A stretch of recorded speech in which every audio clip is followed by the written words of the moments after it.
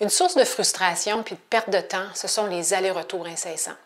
Des validations, des mauvaises compréhensions, entre autres au moment de travailler sur des mandats, des dossiers, des commandes, des livrables. Savoir télétravailler, c'est savoir qu'il y a un risque, puis que l'informel dans le corridor ne pourra pas opérer. Si vous êtes en situation de confier un mandat, évitez de demander « Avez-vous des questions? Est-ce que c'est clair? » Puis demandez plutôt « Comment est-ce que tu reçois cette proposition? » Ou encore « Comment vas-tu t'y prendre? » Ou alors « Quand penses-tu pouvoir me livrer ça? » Si vous êtes dans la position inverse, c'est-à-dire qu'on vous confie un mandat, il vous faut valider la compréhension. Assurez-vous d'avoir bien compris. Utilisez une formule du genre « Je veux m'assurer de bien comprendre. Je retiens qu'il y a X étapes à réaliser d'ici la semaine prochaine. » Ou encore « Qu'est-ce qu'on se donne comme balise, par exemple, pour valider qu'on a rencontré les attentes de ce client? » Ces quelques questions vont vous permettre d'éviter bien des allers-retours.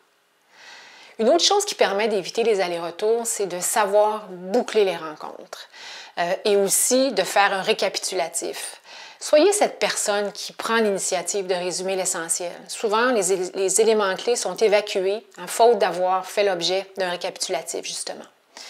Un dernier élément qui contribue à éviter les allers-retours, c'est d'avoir pris l'initiative de faire un résumé des décisions dans un courriel synthèse.